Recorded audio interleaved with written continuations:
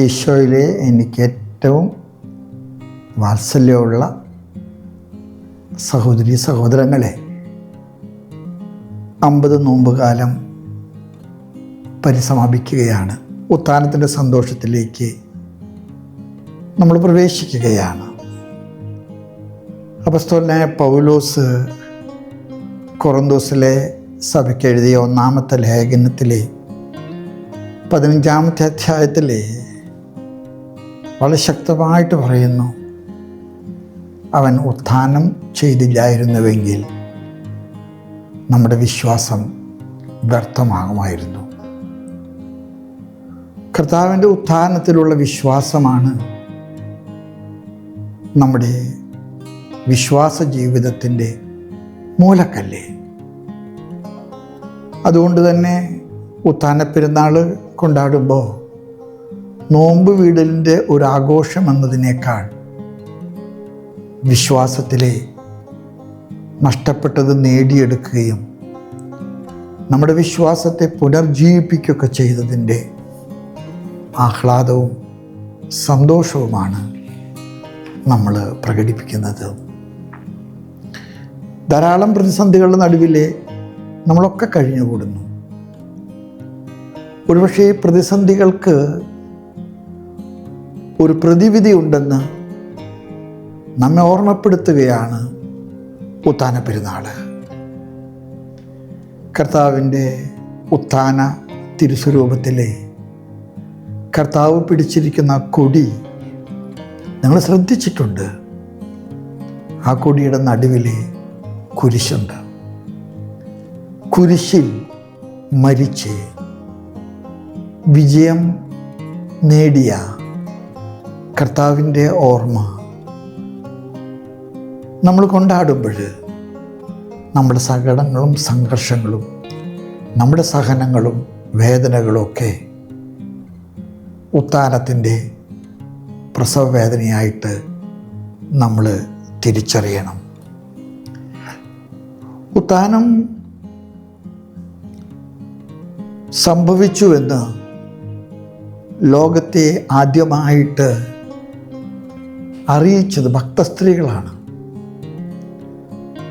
മഗ്ദലന മറിയവും മറ്റേ മറിയവും മറ്റു ഭക്തസ്ത്രീകളും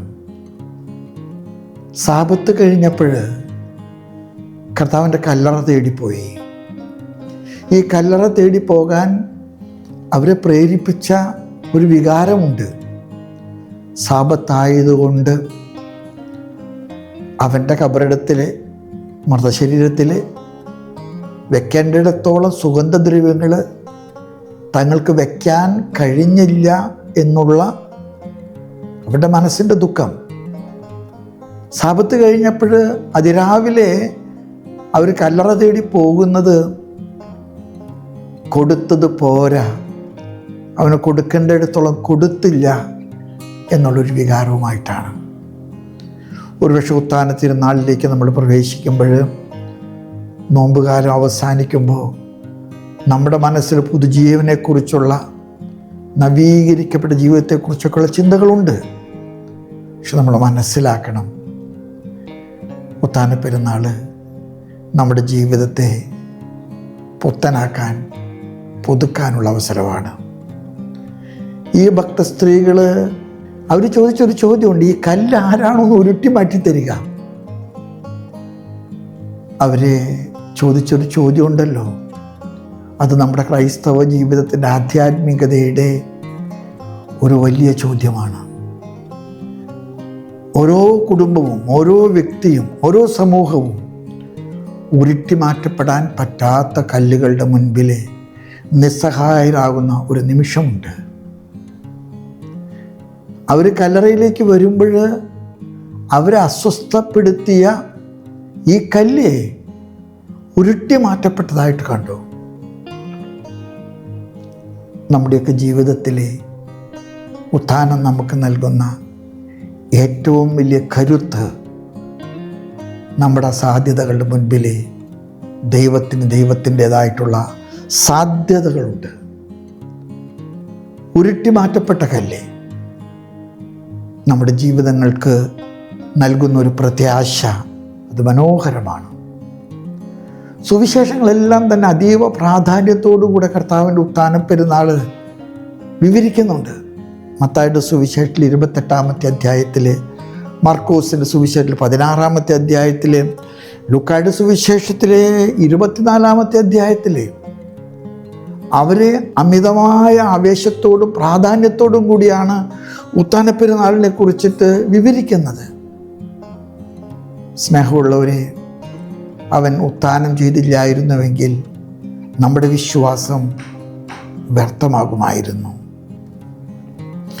ഉത്ഥാന പെരുന്നാളിലെ മത്തായിയുടെ സുവിശേഷത്തിൽ 28-ാമത്തെ അധ്യായത്തിലെ 9 തുടങ്ങി 10 വരെയുള്ള വചനങ്ങൾ നമ്മെ ഓർമ്മപ്പെടുന്നൊരു കാര്യമുണ്ട്. അന്വേഷിക്കുന്നവരാണ് കർത്താവിനെ കണ്ടെത്തുന്നത്. കർത്താവിനെ അന്വേഷിച്ചു വന്ന 3 സ്ത്രീകളുടെ പേരുകളോട് പറയുന്നുണ്ട്. മറിയം, യാക്കോബിൻ്റെ സഹോദരി, സലോമി, ജോവാന്ന. ഇവരെല്ലാം കർത്താവിനെ അന്വേഷിച്ചു വന്നവരാണ്. ഈ അന്വേഷിച്ചു വന്നവരാണ് കർത്താവിൻ്റെ ശൂന്യമായ കല്ലറ കണ്ടെത്തുന്നതും കർത്താവ് ഉത്ഥാനം ചെയ്തെന്ന് ആദ്യമായിട്ട് തിരിച്ചറിയുന്നതും. തോട്ടക്കാരനാണെന്ന് കരുതി ഒരു മനുഷ്യരവിടെ നിൽക്കുന്ന കണ്ടപ്പോൾ അവർ ആകാംക്ഷയോടെ ചോദിക്കുന്നുണ്ട്, നീ അവനെവിടെയെങ്കിലും എടുത്തു മാറ്റി വെച്ചിരിക്കുകയാണെങ്കിൽ അത് പറയുക. ഞങ്ങൾ അവനെ കൊടുക്കാൻ കഴിയാത്തത് കൊടുക്കാൻ വേണ്ടി വന്നവരാണ്. അവിടെയാണ് ഈശോ ആദ്യമായിട്ട് പേര് ചൊല്ലി വിളിക്കുന്നത്, മറിയം. ആ പേരിൽ അടങ്ങിയിരിക്കുന്ന ഒരു വികാരമുണ്ട്. കർത്താവ് നമ്മൾ മറന്നിട്ടില്ല. കർത്താവ് നമ്മൾ ഇപ്പോഴും ഓർക്കുന്നുണ്ട്. അവിടുന്ന് പേര് ചൊല്ലി നമ്മെ വിളിക്കുന്നു. ഉത്ഥാന പെരുന്നാൾ കൊണ്ടാടുമ്പോൾ നമുക്കറിയാം, കർത്താവ് പത്രോസിന് പ്രത്യക്ഷപ്പെട്ടു. നിരാശനായ പത്രോസ് മീൻ പിടിക്കാൻ പോയതാ. വലയെറിഞ്ഞിട്ട് ഒന്നും കിട്ടാതെ വന്ന് നിരാശപ്പെട്ടപ്പോൾ കർത്താവ് ഇടപെട്ട് ചോദിക്കുന്നുണ്ട്, ഒന്നും കിട്ടിയില്ലേ? വശം മാറ്റി വീശാൻ കർത്താവ് പറഞ്ഞു. വല കീറുവോളം മത്സ്യങ്ങൾ കിട്ടി. കർത്താവ് ഉത്ഥാനം ചെയ്തിരിക്കുന്നത് നമ്മുടെ പരാജയങ്ങളുടെ നടുവിലെ വല മാറ്റി വീശാൻ നമ്മെ ഓർമ്മപ്പെടുത്താനാണ്. കർത്താവിൻ്റെ മുറിവുകൾ കാണണമെന്ന് നിർബന്ധം പിടിച്ച ഒരു അപ്പസ്തോലൻ്റെ മക്കളാണ് നമ്മൾ. കർത്താവ് പ്രത്യക്ഷപ്പെട്ട സമയത്ത് തോമ അവിടെ ഇല്ലായിരുന്നു. കർത്താവ് വന്നുവെന്നും കണ്ടുവെന്നൊക്കെ പറഞ്ഞപ്പോൾ തോമൻ പറഞ്ഞു, ഞാൻ വിശ്വസിക്കുകയില്ല. തോമയ്ക്ക് വേണ്ടി കർത്താവ് പ്രത്യക്ഷപ്പെട്ടു. ആ മുറിവുകൾ തോമ തൊട്ടു നോക്കി.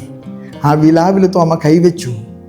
ഒരുപക്ഷെ നമ്മുടെ ജീവിതത്തിൽ നമുക്കുണ്ടാകുന്ന പ്രതിസന്ധികളിൽ ദൈവം ഉപേക്ഷിച്ചുവെന്നും ദൈവം മറന്നുവെന്നൊക്കെ നമുക്ക് തോന്നുമ്പോൾ ഞാൻ നിങ്ങളോട് പറയാൻ ആഗ്രഹിക്കുന്നു, തോമ നമുക്കൊരു മറുപടി നൽകുന്നുണ്ട്. അവൻ്റെ മുറിപ്പാടുകൾ നമ്മുടെ മുറിവുകളാണ്. അതെല്ലാം തന്നെ ഉത്ഥാനത്തിൻ്റെ അടയാളങ്ങളാണ്.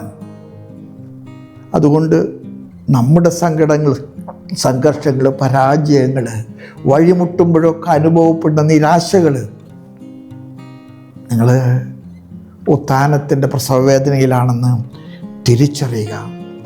കർത്താവ് ഉത്ഥാനത്തിന് ശേഷം നിരവധി പേർക്ക് കണ്ടതായിട്ട് സുവിശേഷ രേഖപ്പെടുത്തി. യോഹന്നാൻ്റെ സുവിശേഷത്തിൽ നിങ്ങൾ വായിക്കുന്നുണ്ട്, 21-ാമത്തിൽ 1 തുടങ്ങിയാൽ പലർക്കും കർത്താവ് കാണപ്പെട്ടു.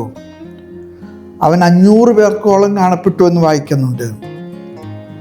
ഞാനും നിങ്ങളും ഉത്ഥാന പെരുന്നാൾ കൊണ്ടാടുമ്പോൾ മറക്കാതെ ഓർമ്മിക്കാൻ ആഗ്രഹിക്കേണ്ട ചില സത്യങ്ങൾ ഓർമ്മപ്പെടുത്തുകയാണ് ഞാൻ.